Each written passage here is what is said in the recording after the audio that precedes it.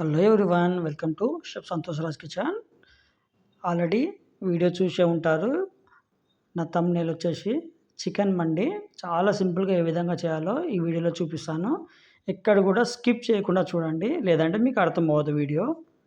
ముందుగా మనము దీనికి కావాల్సిన మసాలా ఏందో తయారు చేసుకుందాము.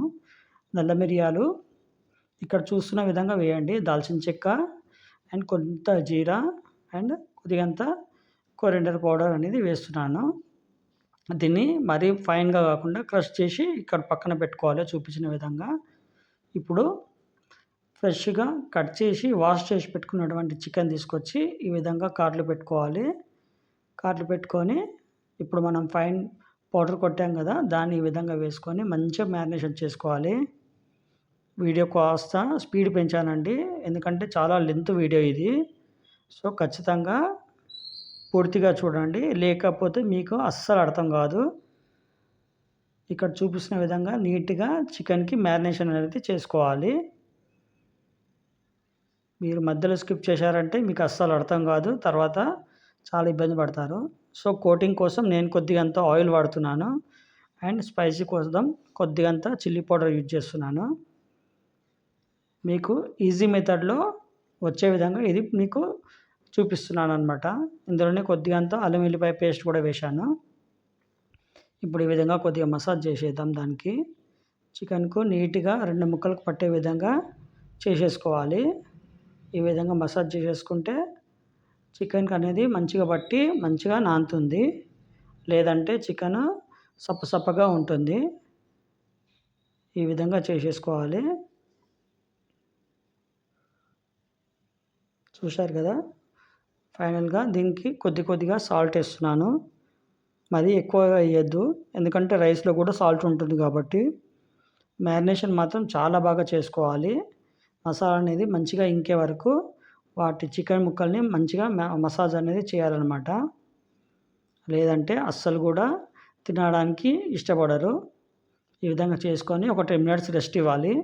తర్వాత ఒక మందంగా ఉన్నటువంటి కడాయి పెట్టేసుకొని దానిలో ఒక 4 టేబుల్ స్పూన్ అంత ఆయిల్ వేస్తున్నాను నేను. ఈ విధంగా ఒక 4 టేబుల్ స్పూన్స్ ఆయిల్ వేసుకొని ముందు కడాయి హీట్ అయిందా లేదా అనేది చూసుకోవాలన్నమాట. హీట్ అవ్వకుండా వేస్తే చికెన్ అనేది కడాయికి పట్టుకొని స్టిక్కీ అయిపోతుంది. సో అలా హీట్ అయిపోయిన వెంటనే చికెన్ని ఈ విధంగా నీట్‌గా పెట్టుకొని మంచిగా రోస్ట్ చేసుకోవాలన్నమాట.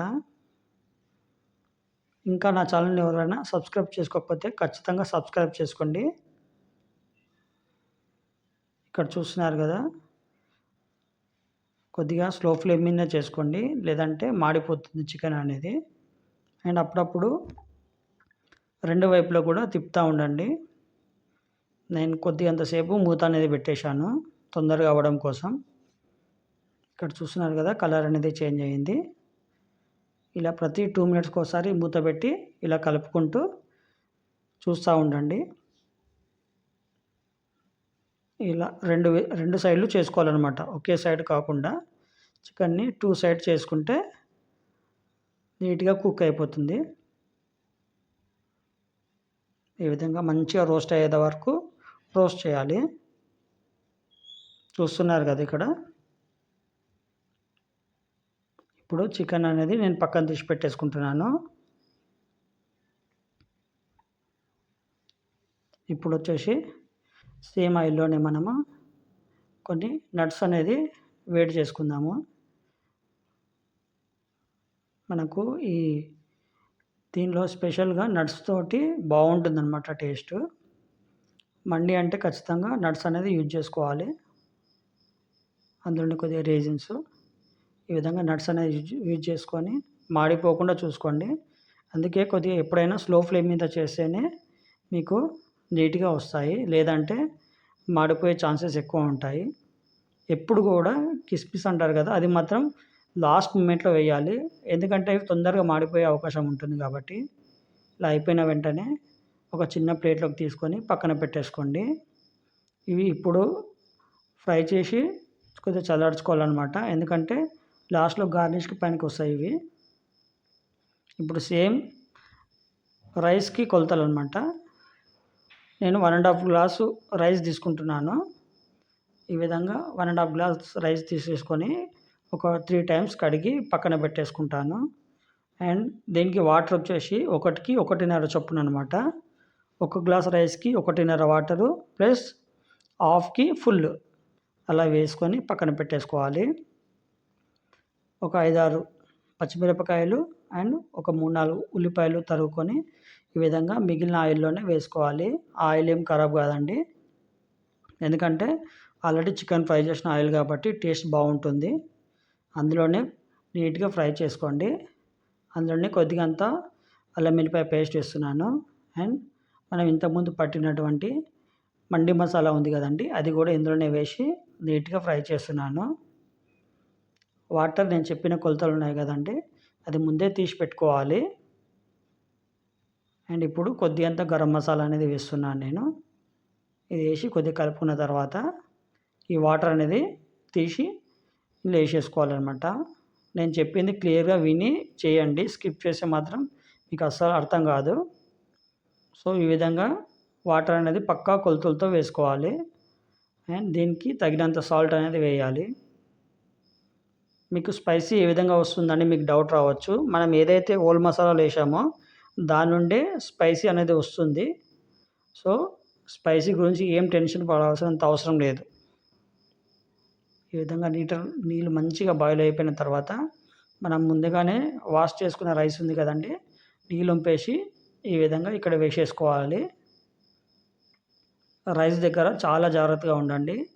ఎందుకంటే ఊరికే కలిపితే కూడా రైస్ అనేది విరిగిపోతుంది. ఈ విధంగా నీట్‌గా అలా 5 మినిట్స్‌కి ఒకసారి కలుపుకోవాలి. రైస్ ఎప్పుడు వండినా కూడా చాలా స్పీడ్ మీదనే వండండి. స్లో ఫ్లేమ్ మీద వండితే అదేమైందంటే మెత్తగా అయిపోతుంది.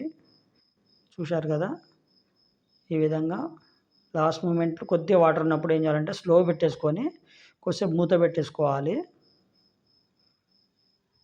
కొద్దిగా వాటర్ కనిపిస్తున్నాయి కదా మీకు, ఈ విధంగా అండి. ఇప్పుడు లెవెల్ చేసేసుకోవాలి.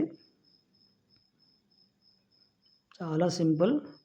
ఇప్పుడు ఫైనల్‌గా ఏం చేయాలంటే మనం వేడి చేసుకున్న చికెన్ ఉంది కదండీ, ఫ్రై చేసుకున్న చికెన్ ఈ విధంగా పెట్టేసి నేను కొద్దిగా బొగ్గులు వేడి చేసి అందులోనే కొద్దిగా గీ వేసి ఇలా కొద్దిసేపు మూత పెట్టేస్తున్నాను. ఆ స్మోకీ ఫ్లేవర్ అనేది వస్తుంది కాబట్టి చాలా సింపుల్. బొగ్గులు వేడి చేసి ఒక చిన్న కటోరీలో వేసి అందులోనే గీ అనేది పైనకెళ్ళి వేస్తే ఫైనల్‌గా ఈ విధంగా కొద్దిగా స్మోకీ ఫ్లేవర్ రైస్‌కి ప్లస్ చికెన్‌కి తగులుతుంది. అది ఒకవేళ మీరు ఇష్టం లేకపోతే స్కిప్ కూడా చేసుకోవచ్చు. ఫైనల్‌గా మన రైస్ రెడీ అయిపోయింది. ఈ విధంగా ఇట్లా చల్లితే పాలల్లాగా రావాలన్నమాట. చాలా సింపుల్. చూశారు కదా ఏ విధంగా వస్తుందో రైస్ అనేది. పక్కా కొలతలతో చేస్తే ఈ విధంగా రైస్ అనేది వస్తుంది. సేమ్ మీకు మండి మీరు తినడానికి వెళ్తారు కదా, ఎలా ఉంటుందో అలాగే ఉంటుంది టేస్ట్ కూడా. సో ఖచ్చితంగా పక్కా కొలతలతో పూర్తి వీడియో చూడండి. అండ్ ఇప్పుడు మనము చికెన్ ఈ విధంగా రైస్తో పాటు అరేంజ్ చేసుకొని పైనుంచి మనం ఫ్రై చేసి పెట్టుకున్నటువంటి నట్స్ వేస్తే చాలా సూపర్ అండ్ టేస్టీగా అండ్ చూడడానికి లుక్కీగా కూడా బాగుంటుంది.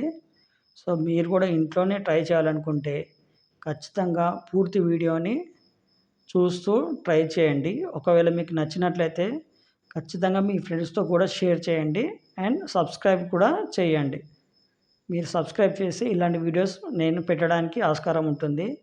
ఎందుకంటే నాకు మీరు ఇచ్చే లైక్ అండ్ సబ్స్క్రైబ్ అనే నాకు ఒక బూస్ట్ లాగా అనమాట. మీరు ఖచ్చితంగా సబ్స్క్రైబ్ చేస్తారని నేను అనుకుంటున్నాను.